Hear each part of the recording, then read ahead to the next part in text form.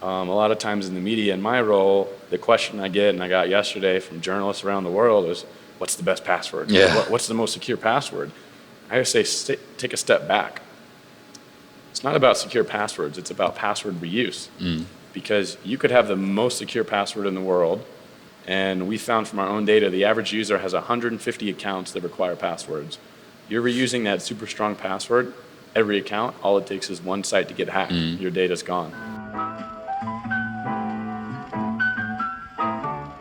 This video that you see here is a full podcast that we actually recorded in May, and we thought we get so many questions regarding cybersecurity and also this topic of how do I manage my passwords. And Ryan works with Dashlane. Dashlane is one of the leading companies with password management, and he shares a lot of stories around his personal life but also the company. So that's really a deep dive into this company and what this tool does, but also a lot to learn about what these tools can do for you. It really makes sense to listen to that. It's a full podcast, so stay tuned. And what we're doing here, we will share that later this week or next week. Welcome to the On the Way to New Work podcast, and it's the New York tapes with Michael Trautmann und Christoph Magnussen. And it's again in English because we're still in New York and we have the chance to meet Ryan Merchant from Dashlane. The world's best password manager. Exactly. So thanks for having us. Great, glad you're here. We just entered the building, and the first thing that we saw is Ryan using his fingerprint to open the door. So we're in a security company. So that's maybe important to tell. But give us a bit of background of yourself personally and what you do here, what the company does, but also you as a person. Yeah, so I'm Ryan. I'm a senior manager here. I'm on the marketing team. I kind of handle essentially communications duties, tasks, pretty much a lot of marketing tasks that aren't on the paid channel. So paid advertising is kind of not my space, but everything else I'm pretty much involved with. I've been at Dashlane over 5 years now, so one of the longer tenured employees here. We have about 130, 140 people on staff. Probably maybe 10 have been here longer than me, including the founders and CEO.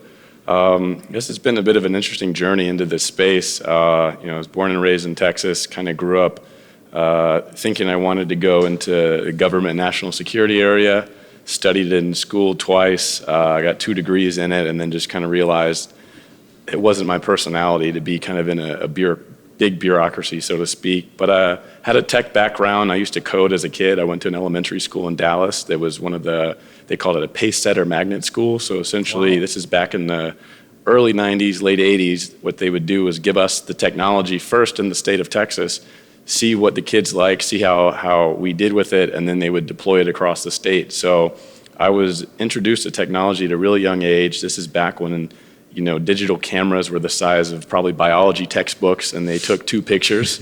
But that was my introduction. I kind of always fashioned myself as an early adopter.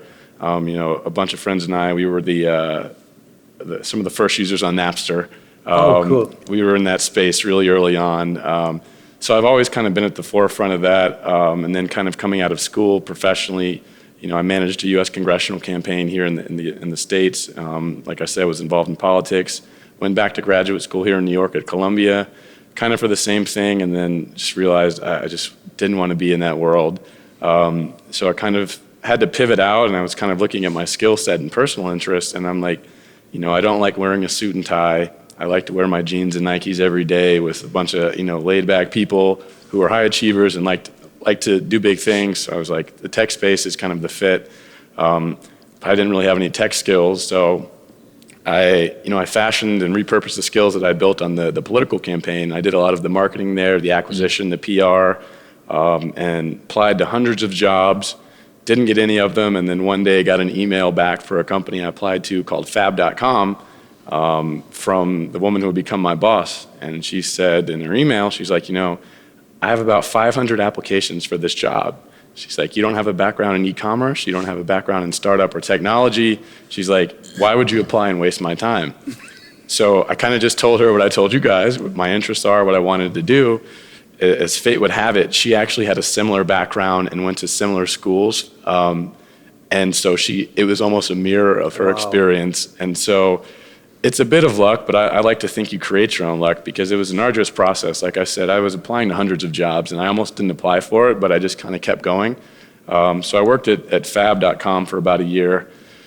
It It was a hellacious experience. At the time, they were the fastest growing startup in the world. We got to 1 million users faster than any company in history. That includes Facebook, Twitter, LinkedIn. The company raised hundreds of millions of dollars, was ultimately a failure for a variety of reasons. It's probably an entirely different podcast. So I spent a year there, and then I was burnt out. Went away to Florida and Miami for a few months just to recoup, get my sanity back, and then ended up applying to Dashlane probably at the beginning of 2013, and been here ever since. It's been quite a journey. I think personally, I've liked it. It's amazing to see a company grow from, we had I think probably 15 people in Paris at the time, and maybe 4 of us in New York, and now. We're doing partnerships and working with the largest tech companies in the world. We're a leader in the space, so it's been an incredible ride. It's gone by quickly. Wow. What did you learn from we don't want to hear the full story because, as you mentioned, it could be another podcast. But what did you learn at Fab? What? Yeah, that's a great question. What they did was they started out as a social network site for gays, and the social network didn't have much traction, but they had a deal of the day that was just doing great, like amazingly well. They pivoted and decided to do a flash sale site, and were just executing really well, and they were selling these niche items that would be, let's just say, like 100 handcrafted phone cases that people would go crazy for. And they would sell all these items, and just people were gobbling them up, and they would sell shirts, all kinds of cool stuff. The problem was kind of inventory. They couldn't get people to come back and make repeat purchases. I think there, we were also kind of operating when you're at breakneck speed. I mean, you're going so fast, and you're seeing yourself, New York Times, Bloomberg is like the fastest growing company in the world. You're just inundated with problems that you don't really envision. You're scaling too quickly. You're spending way too much money on way too many things. You're expanding into markets. We did an acquisition in Germany. We did an acquisition in the UK really quickly, just out of fear that local competitors were going to come in and eat up the business. And e-commerce and flash sales at that time, this would be probably 2012, 2011, 2012, 2013. That was really what was hot in tech, in the tech world. A variety of lessons. I mean, I think it's, accurate metrics is one. You need to be honest with your reporting, your numbers. You need to see where you're growing, where you're spending, number one. And then doing less with more. Just because you have the capital and you're growing doesn't mean you need to spend and create the world's biggest team. There was a lot of ego involved too, kind of at the top from the founders. They were a bit on an ego trip. I think they felt important, and it kind of clouded their judgment on some issues. But an amazing team. I mean, you look at where everybody ended up from there. I mean, you have people working at eBay in leadership roles, at Walmart, people who've started their own companies. Our CFO here has actually worked with me at Fab, and he came a few years after I did. Actually, we've had 2 Fab employees here. But a great team. It's almost like a football comparison to where you were undefeated into the season and everybody's ego is riding high, and you're like, we haven't lost, we can't be beat. And then you end up playing, a small team and maybe a cup challenge or the Champions League from some random country you've never heard of, and then you lost 4-0, and everyone's like, how is this possible? We didn't lose. That's a bit what it felt like. Okay, thank you. Yeah. Amazing story. I mean, that's thanks for sharing the insights and learnings. And I would be curious to learn how you live it here, because we just looked at the values that you shared, and there's like transparency and also raise the fucking bar, and it sounds like you live that stuff. Yeah. Like, how do you see it here, and what do you applied, and how does Dashlane feel as a company? Much better. My blood pressure is down. I'm less stressed out than I was compared to Fab. I think it kind of, again, starts at the top with leadership. Our CEO is very transparent, our founders as well. They don't have much of an ego. A lot of times you encounter people in this space, especially in the US tech space, that they just think they're God's gift to earth. They think they're the greatest thing ever because they've created a company. Maybe they went to Stanford Business School, and they don't want to hear any feedback, and they get this tunnel vision. That's not really present here. I think we hold each other accountable, like you were saying, very transparent.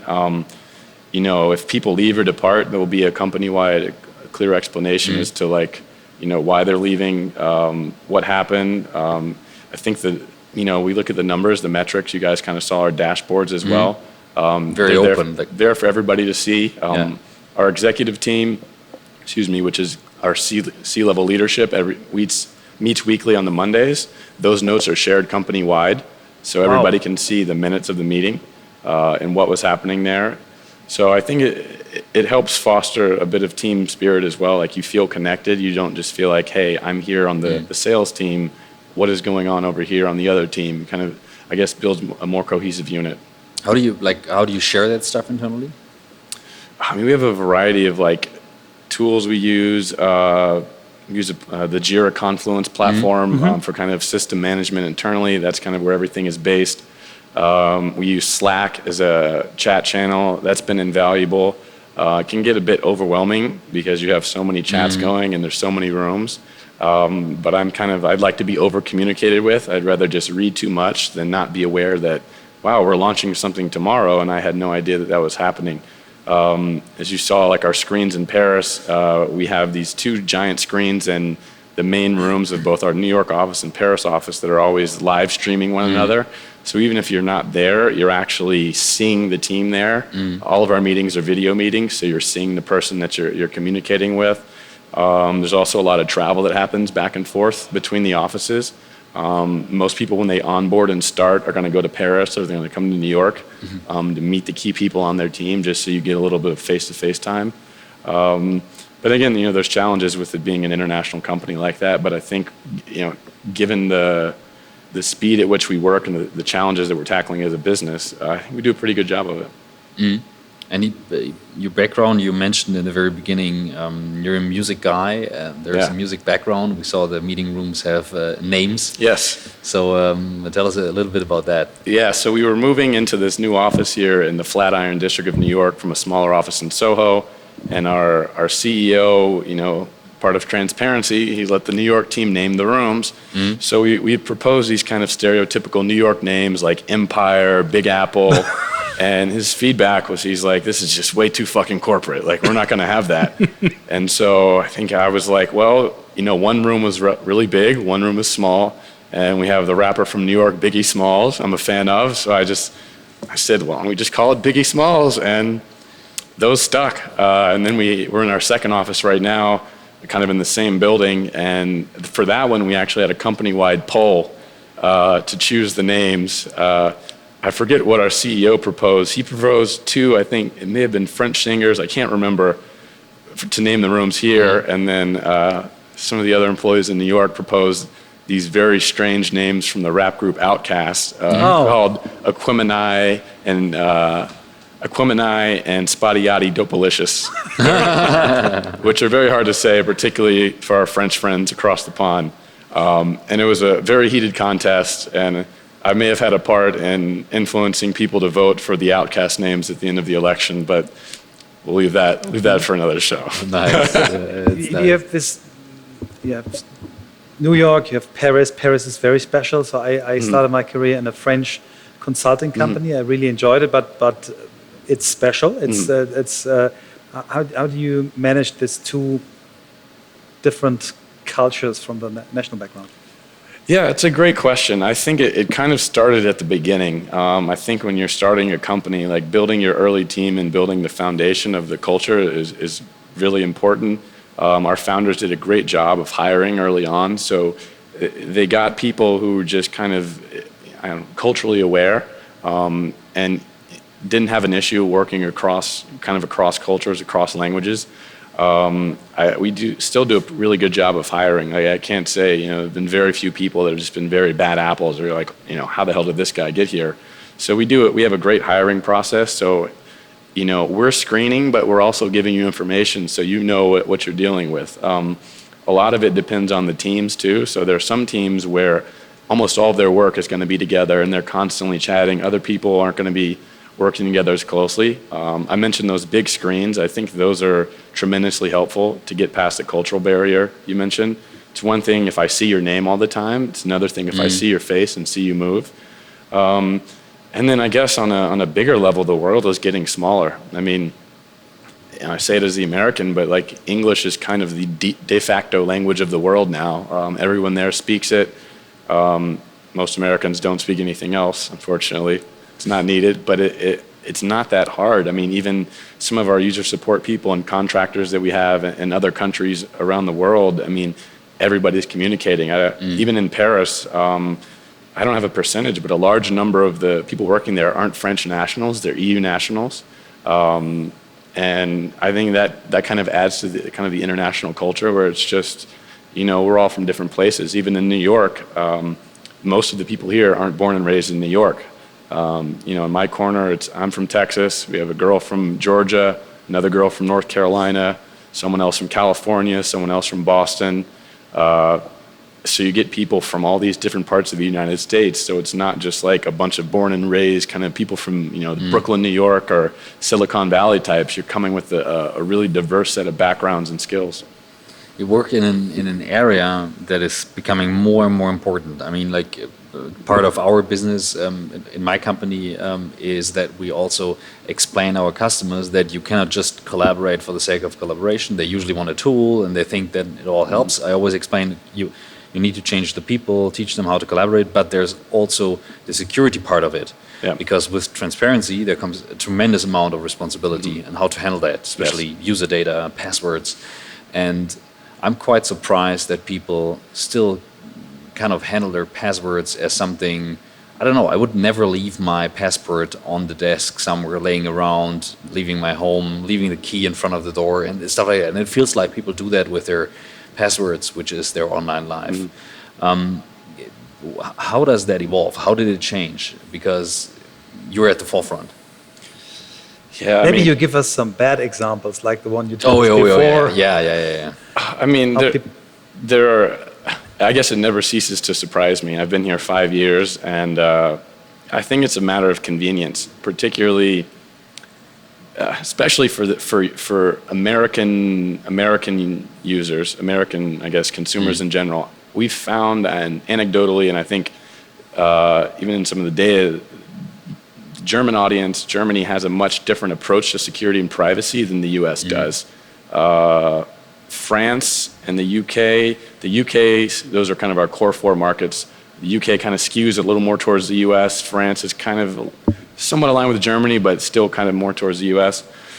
I think people just want to access their information easily. We've gotten so spoiled and lazy with speed. We all have our iPhones out here on the desk. I can press a button.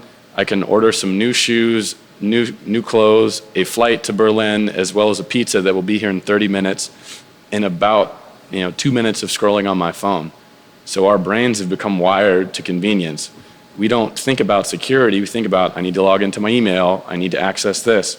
So we get these ridiculous passwords. We released a study yesterday in partnership with Virginia Tech University. A computer science professor there shared a list of 61 million passwords that have been breached. Wow. We went through and analyzed it, and you're looking at 1, 2, 3, 4, 5, 6, the most common password. Second most common password. You're looking at Barcelona, a common password, sports team. You're looking at American football team's name, Superman. And it never ceases to astonish me. So I think, to your point, it's a matter of convenience. People are just lazy. For us, the point we reiterate, a lot of times in the media, in my role, the question I get, and I got yesterday from journalists around the world, is, what's the best password? Yeah. What's the most secure password? I would say take a step back. It's not about secure passwords. It's about password reuse. Because you could have the most secure password in the world, and we found from our own data, the average user has 150 accounts that require passwords. You're reusing that super strong password, every account, all it takes is one site to get hacked. Your data's gone. So password reuse is the main culprit. But most people are using the same thing. I explain something that is not too obvious to many people, like password managers, like you guys have that. You usually have a feature that lets you generate a password. Yep. And when I'm asked how long is a good password, or like how does a good password look like, and people then answer like 8, and then you need to have letters and numbers, I usually say it's bullshit. The only thing is size matters. So the longer, the better. And the password manager lets you have a password that is like 30 letters long and stuff like that. Stuff that you usually cannot remember. Yeah. And maybe you just give a little glimpse into like why it's more secure, because some people are then afraid if that master password is hacked, then, but it's... Yeah, I guess the core of the password manager, essentially it's a system that manages all your passwords. So you access it with a master password. The great thing about us is we have what's called a zero knowledge architecture, which means we don't store your master password anywhere. That's by design, because obviously if a hacker gets into our server, they get a master password, they get all of your passwords, credit card numbers, so we don't know it at all.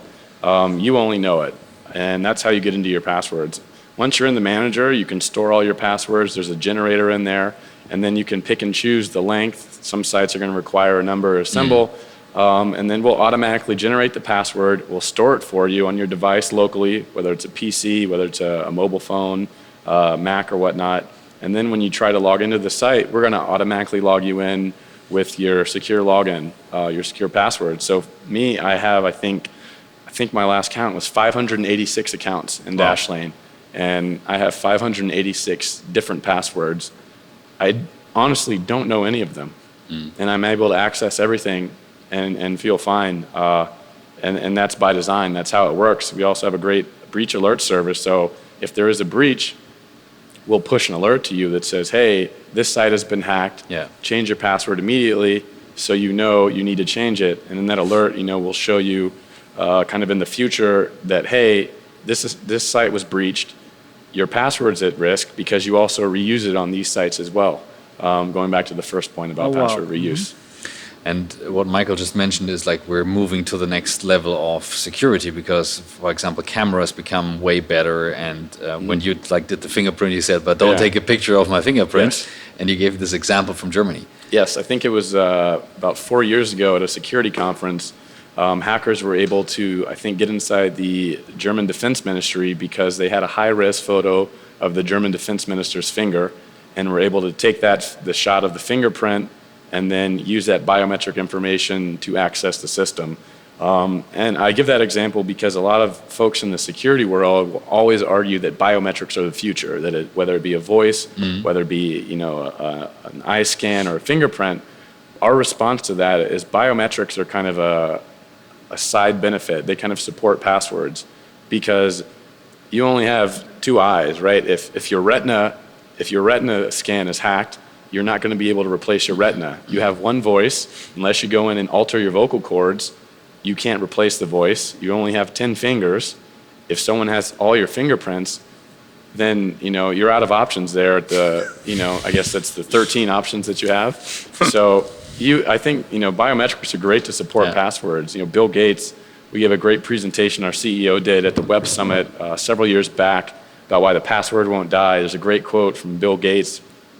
I want to say maybe it's 10 or 15 years ago, the password is dead, it's about to die. And we're like, it's not going anywhere. If you look at how much cash Apple has in the bank, how much cash Google has, Microsoft, these companies haven't solved the password problem. And if they do, it's only going to work on their ecosystem, right? If Apple creates a great security or password authentication process, Google isn't going to adopt it, Microsoft isn't going to adopt it, so what about those accounts? I think that's kind of how we approach the broad problem. That's why we've kind of designed it to work everywhere on Android phones and on iPhones, on PC, on Mac, on Linux, because it has to be kind of cross-platform. I'm a Mac guy, so I have an iPhone, I have MacBook Pros at home. At work, I'm using a PC. So my work solution wouldn't work at home, and my home solution wouldn't work at work. But Dashlane, thankfully, it works everywhere. So I think that's the biometric example. Thank you to the German hackers, although I don't want the Ministry of Defense hacked again. But it kind of shows the limitations of biometrics. Interesting. We're moving into an interesting future because I've just thought about this morning, like my kids, my daughter is 3, my son is like almost a year old, and they grew up entirely in a fully photographed, video recorded world. And the quality has become so good. And if you just mention that now, I'm like, most likely it's possible, like when you said that with the picture and the fingerprint, I'm like, okay, it's obvious, it makes perfect sense, but like, where are we moving? I have no answer, and it's hard to tell. Maybe we dig a little bit deeper into the security aspect. You mentioned the example that your president, Donald Trump, uses 2 iPhones which are not secure, and that it is able for a medium talented hacker to hack him? How can this happen? Yeah, I think the report came out yesterday, a number of outlets here, that he wasn't patching his phone. He wasn't updating like we all do when we get the update. It says update to security. Clearly he likes to tweet all times of day or night. I think if you go back to the previous administration, Barack Obama wanted to keep his BlackBerry with him, and he had a long kind of drawn out battle with the Secret Service and the NSA, division of the NSA that's responsible for the presidential electronics. They essentially created a special phone for him, a secure phone that he could use, and I think it could only dial set numbers. He couldn't access apps or anything on it. And then they gave similar phones to 20 approved contacts of his. And he went along with it. It was fine. There's no security incidents that we know of. From what I've heard, both in the news and anecdotally for some friends in DC, is that the current president has kind of pushed back against that continually. He says it's not convenient for him. It's too much of a hassle. But I mean, as we know, just from any kind of, probably the 30 most advanced countries in the world in terms of cybersecurity offensive capabilities, it's not that difficult to deliver software that enables them to just lurk on the phone. We know at least the NSA has capabilities to listen when a device is fully off, to track a device when it's fully off. So, I'm assuming that state actors out there, probably some non-state elements as well, have that capability to in theory, I think, just live on the phone and listen to the conversations of the President of the United States for 24 hours, which is truly terrifying. I think if someone did that, a competitor did that for Dashlane to my phone, they would learn a lot of things. It would be very, very useful. And that's just for Dashlane, and we're talking about the most powerful man in the world. Bit concerning, but again, it reflects what you were mentioning earlier about this lackadaisical attitude towards security. Yeah. It's just about convenience. But what do you expect from the future? It will get worse. I mean, there will be more attacks, more hackers, more attempts to. I've become paranoid at Dashlane. I told a friend I liken it. I was like, imagine you worked for a police unit for 5 years, and all you did was investigate home burglaries, and you've seen every type of way someone is going to break into a house imaginable, and it will probably make you really paranoid about your house. You're probably going to have bars on the windows, the chimney's going to be boarded up, you're going to have motion sensors, cameras, just because you've seen every way it can happen. And kind of being behind the scenes here at Dashlane and getting into the weeds of a lot of these breaches and seeing how prevalent they are, and talking to the chief security officers at a lot of big companies and seeing just how vulnerable they are. And these are big companies that have all of our data. And I think the danger is it's just not that hard. Like, we could do a search on YouTube or Google, and the three of us, even if we don't have great technical skills, we can deliver some malware today that's pretty effective. There's apps that are readily available that you can just push it, send you a text message, and then boom, I'm recording your text conversations. Admittedly, I'm a bit paranoid about it. I think I monitor what I write, what I put out there now. I mean, you think about, we casually send statements or we send messages, and I think all of us are guilty of making bad jokes or politically incorrect statements with our friends, with our relatives. We all do it, but someone screenshots that, puts it out there, your professional career in life may be over because of it. Yeah. And I think I guess that's a bit above the security, but I think it's just to where we are as a culture and in terms of privacy, that it just completely changes. I think the social media, I call it the social media mob, it's trial by social media now. 10, 20 years ago, you did something wrong, even in the press, it'll kind of play out over a matter of weeks, and like, what did he do? What happened? Now, Ryan said X, Y, and Z, here's the screenshot. Oh my goodness, like, this man is terrible. The danger in that is that now someone can artificially create that screenshot.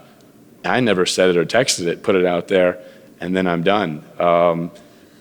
There was a case a few months back, I forget the name of it, but essentially people were taking celebrity faces and superimposing them into pornography and porn actors. They were doing an incredible job with it. Like, if you casually walked by the video, you would think it was them.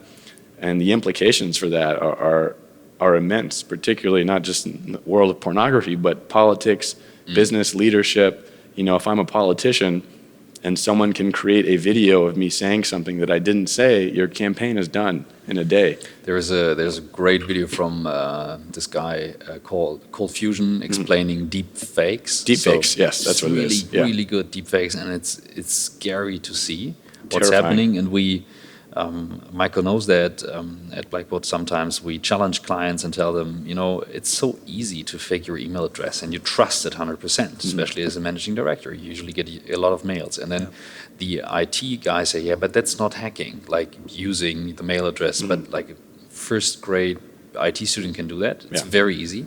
And we trust that medium. And where I'm heading here, thinking about that, I have no answer to that, but there is a next generation coming, growing up with that, as I said, trusting all these mediums, and I'm thinking sometimes we all talk about transparency in companies, and it's getting more and more transparent, everything we do. So I'm always thinking of like, are certain things getting more accepted because they're transparent? Do people become more critical, saying like, yeah, this is social media, you cannot believe it anyways? I don't know. I just can say, when I watched the movie on the flight here, what's it called in English about the Washington Post? Die Verlegerin in German. What is it in? The Post. I think it's called The Post. It's The Post? Yeah. Awesome movie, and it shows Hanks so and much. Meg Ryan. It shows so much about like where we started and where we had to. Like back then, this was a security breach. Today we say like, yeah, this is all transparent information. Come on. Yeah. Is that like what do you see from the security side? Would you see it's going to like a full transparency in terms of information? Can we even stop it? Is it possible to stop? Like, I think we're trying to chase our shadow with it. The technology is always going to be 5 to 10 years ahead of where the policies are going to be, right? Like right now we're trying to institute policies for the 2008, 2012 technology. It's 2018, you know, and it doesn't take much. I mean, think about just the apps that are on your phone. Many of these did not exist a few years ago, some even months ago, and they transform the way you're working and operating. To me, I monitor what I put out there. Like I'm not a big social media guy. My school was one of the first schools on Facebook. So they added us probably late 2003, early 2004. And initially my school, how Facebook worked, which many listeners may not know because they just got Facebook at a later stage, and Facebook is Facebook, is it worked in American universities. It was the Ivy League and a few other elite colleges that they had, so there were about 15 schools that were on. You could only access your school's network, and you could only get on with an .edu address. Yeah, that's what we learned yesterday. I didn't know it, And it was great. I saw the virality in it the first week. You know, I was on. You know, my university had about 6,000 students in it. First week, there were about 300 of us on. Week 2, there were probably 1,500. By the end of the month, almost the entire school was on it. And you could only access and friend request your friends. And then you could limit who saw your board. And then even as it grew, you couldn't get to other schools. And at the beginning, it was just these kind of elite American universities, which a bit of a snob, but it was kind of nice. Like it was a very limited network. And you were essentially saying, hey, where's this party going to be at school? Where's an event going to be at? Here's the basketball game photos. And then it just blossomed to the beast that it is now, and everything is on there. And I mean, I went through during the whole Cambridge Analytica scandal, looked at my data. I mean, I hadn't been using it actively since about 2008. And that's just because there's so much out there. You know, your parents, your grandparents are on there.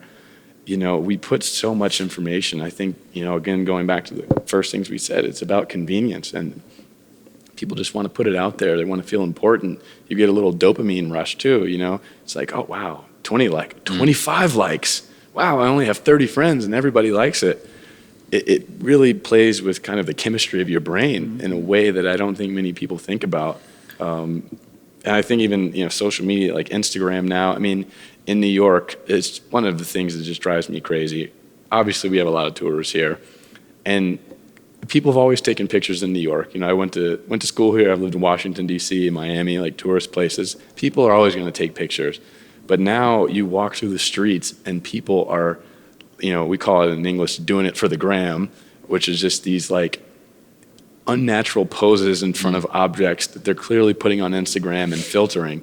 and you see it everywhere. And I'm like, yeah, Strange. we're not in the moment. Like, you know, I hate when I travel to somewhere nice and extreme. It's like, wow, I spent 14 hours on the plane to get here. Wow, this is a beautiful waterfall or something. I'm going to watch the waterfall. I'm going to smell it. I'm going to taste it, enjoy it.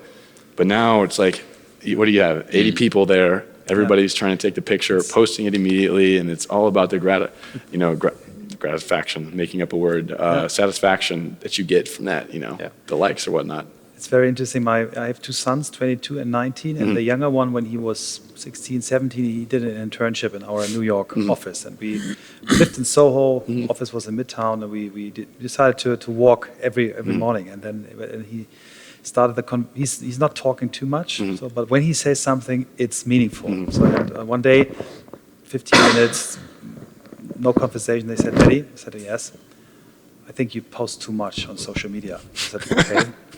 What do you mean, too much yet?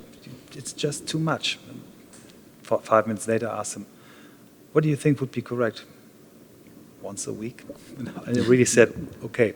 And then there were the situations where we had beautiful things where we see, he just, Daddy, just try to see it with your heart, but don't take a picture of it. Yeah. Anything. You will remember it very well if you really, a 16-year-old boy, and he really made me think. And I am my colleagues. They call me New York's toughest street photographer. He is, but you have a good eye. Yeah, but I really can see my son in you, and I think it's absolutely correct. We do it too much, and but let's stick with that, because I know you quite well, and that's an interesting example, because you changed that a lot. Like from taking picture for the sake of taking a picture.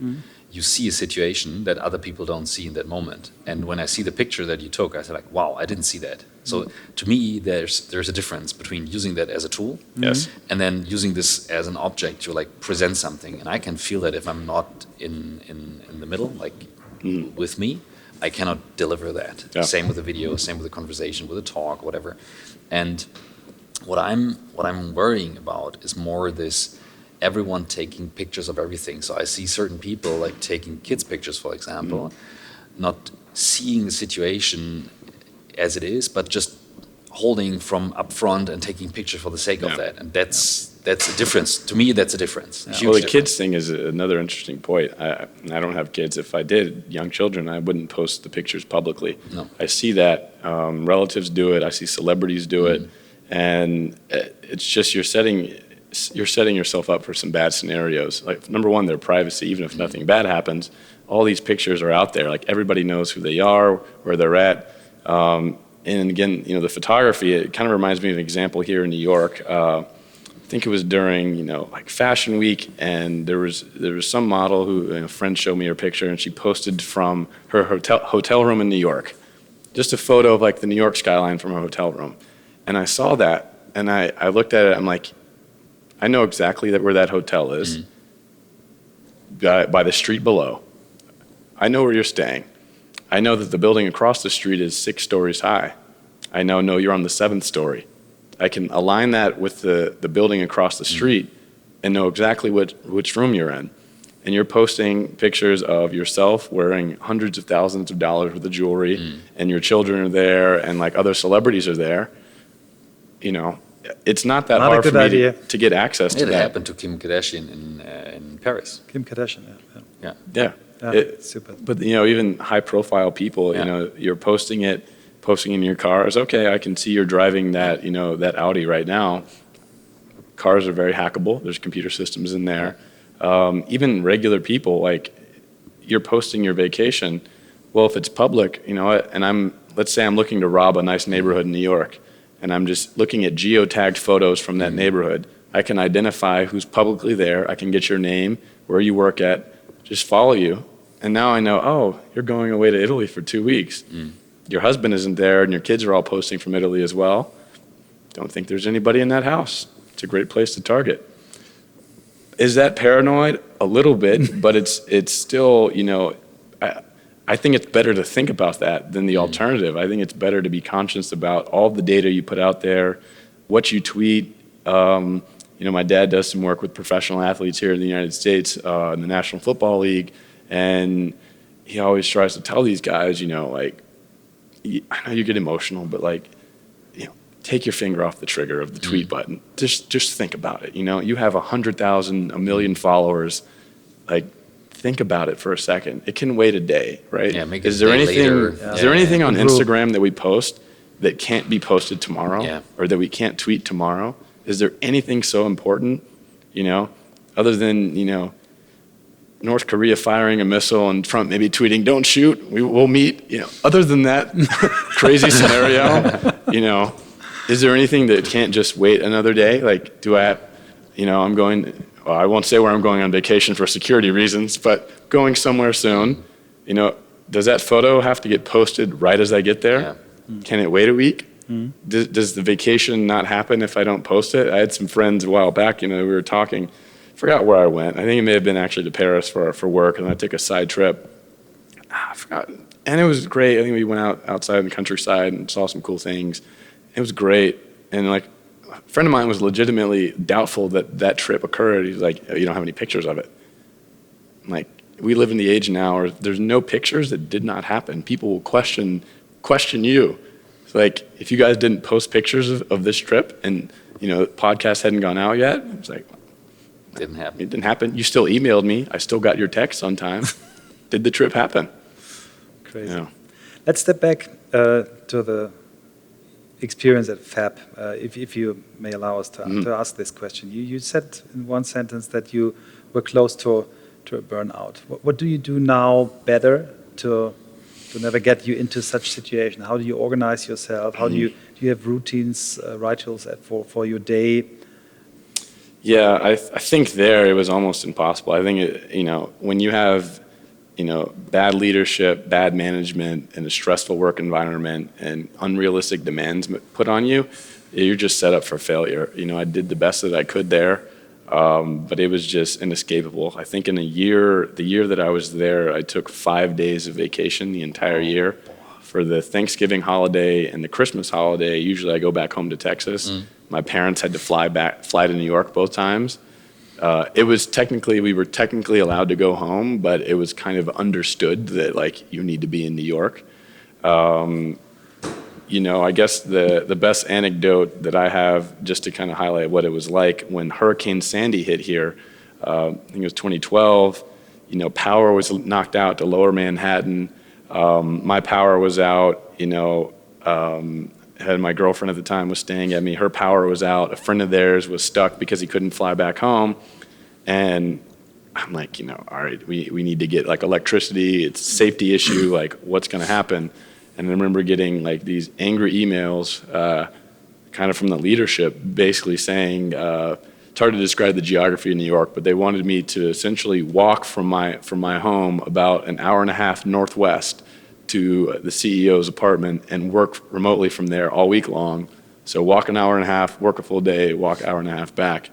And I was like, we're trying to fly people back home. We're trying to make sure people are safe. That's kind of what the environment was like. Now, it's just a much better culture. We kind of on the US side, have unlimited vacation days, which you end up not taking as many as you expect. But we have a pretty flexible work from home policy at Dashlane. So, a couple weeks back, I had an issue with the gas stove that I have at home. I can just stay home, wait for the repairman to come, work remotely, and it's not a big issue. We have our video conferencing so everybody can dial into the meetings. Even if I'm remote, I can dial into the room. You have to go to the dentist or the doctor. It just takes that stress off because we all have lives outside of work. You guys have kids. It's like, I have to go pick my kid up. They're sick. People work from home when their kids are ill. That makes a world of difference, just having that element removed. Personally, I try to take 2-week vacations and 2-week stretches.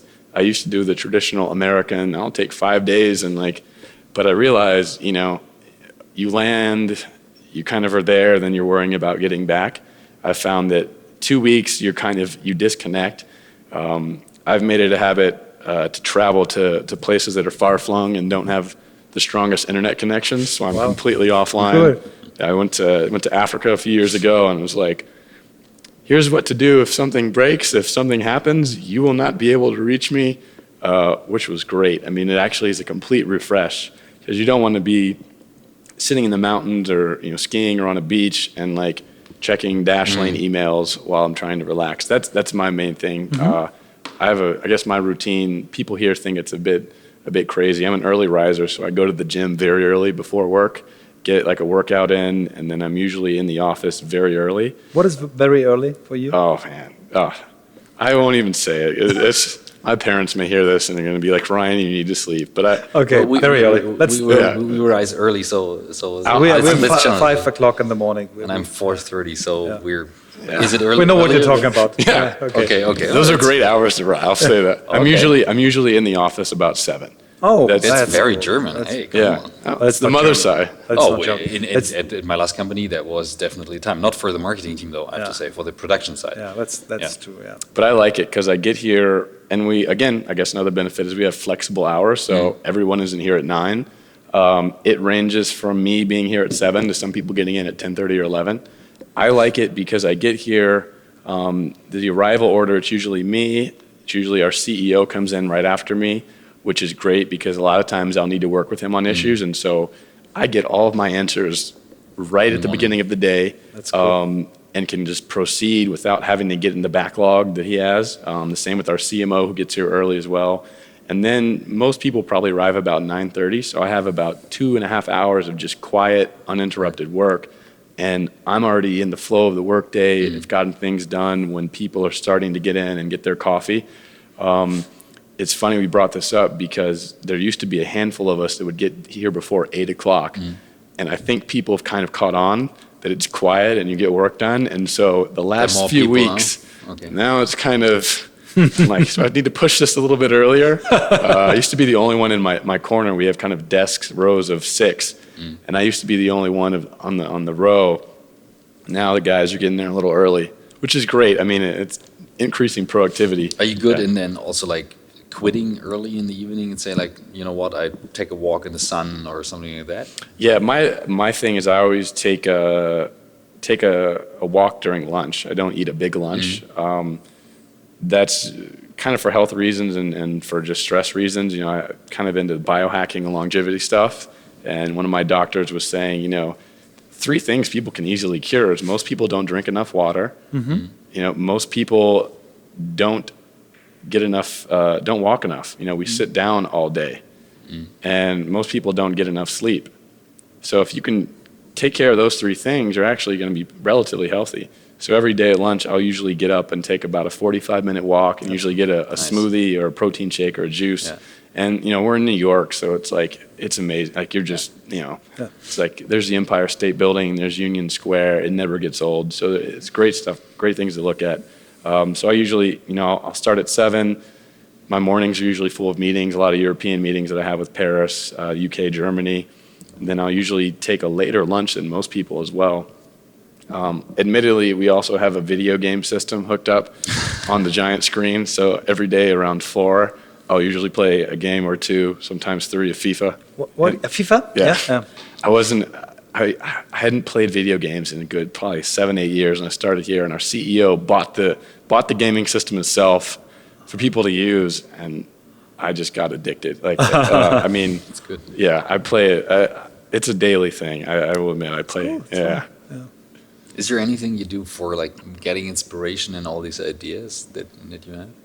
I'm just a voracious reader. I'm a big RSS guy, so I use an app, or I guess a website called Feedly, and I just put all of my news sources from whether it's my music stuff, security stuff, world affairs. Can you name some? So that, like, what are typical sources that you like to read? I've become like Wall Street Journal. I think still really solid for big news journalism. Gosh, that's a great question. I follow a blog called Lawfare in the U.S. and essentially it's a legal take on U.S. national security and cybersecurity stuff, written by a lot of people who've been like the general counsel at the NSA, at Homeland Security.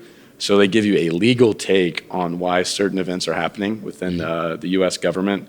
Follow a lot of like random music blogs, but I think I follow a lot of marketing blogs, even some of the music marketing blogs. I don't think you can just look for one source for inspiration. If you're just looking at tech stuff or cybersecurity stuff, you're going to be thinking like a tech cybersecurity guy. I think some of the greatest inspirations have come from people that haven't been directly involved kind of in, I think it was Amazon Prime may have been suggested to Jeff Bezos by someone who wasn't a product guy. I could be wrong. But I think you just have to get, an outside take. I'd say the study we released this week with Virginia Tech was it was based on this professor's just really academic study of passwords. I had some random security term tagged in my RSS and my alerts. It showed up, and I was like, wow, this is really interesting.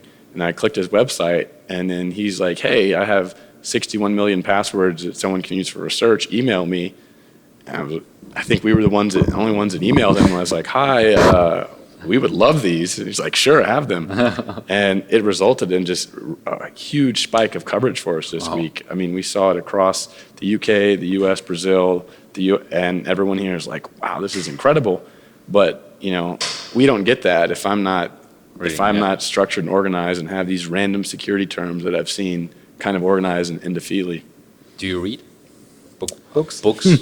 What is book? It's a great question. I've become more like a long-form article reader.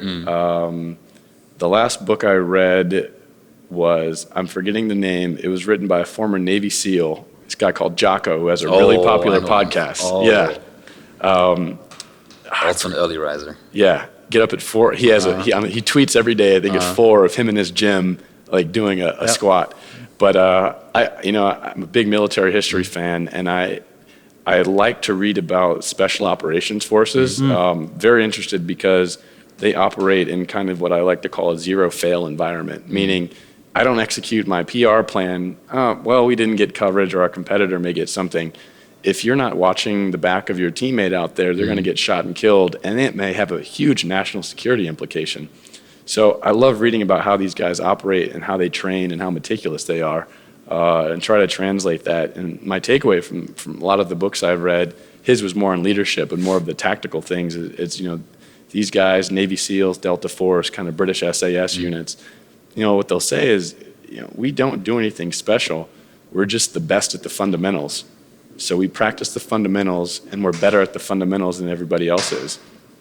I think that can translate to business. I'm a sports guy. I think it translates to sports as well.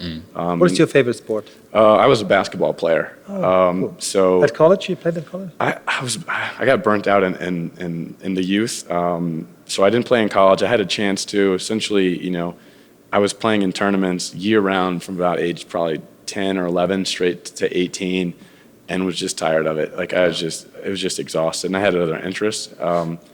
But I play basketball. I don't watch it on television. I watch football and American football. You don't follow the finals now? I had to follow the finals every evening. Michael watches every I'm a big evening. fan. I'm a really big fan. It's hard when I look at it, because I look at it as a player, right? Yeah, sure. And so I'm analyzing as a player, like how the game is moving. It's not entertaining for me.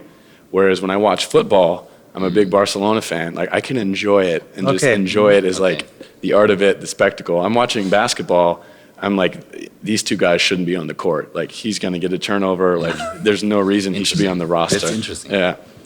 But the like back to the special operations guys, I just think the mastery of the fundamentals. I just loved it, because I think we have these images in the media of them, hopping out of like helicopters and these big guys that are doing crazy things, and they're like, you know what? No, we just sat at the range today for 8 hours shooting a pistol at a target, practicing how fast we're moving from like hip to holding position. And I think the same for business. It's everybody has these grand schemes and plans. It's like, make it simple. Like nobody wants a long meeting with a 20-point agenda. Give me 3 key things we're going to talk about. I think you trust the people around you as well. You don't need to share all of your information and accomplishments. It's like, if you have a question, like if your team's smart enough, they're going to ask the question. I guess micromanaging and too much information, too much data overload is a big problem now for me. Awesome. That was amazing. Quite a ride. Thank you so much. Thanks. Oh, it's great. Before you leave, there is a video for you to watch as a recommendation by YouTube. Here you can subscribe. Make sure you subscribe, because we publish minimum 2 videos a week about new workspace, new work, the tools that you need behind that, and all the stuff behind digital transformation. I would be thrilled if you subscribe here.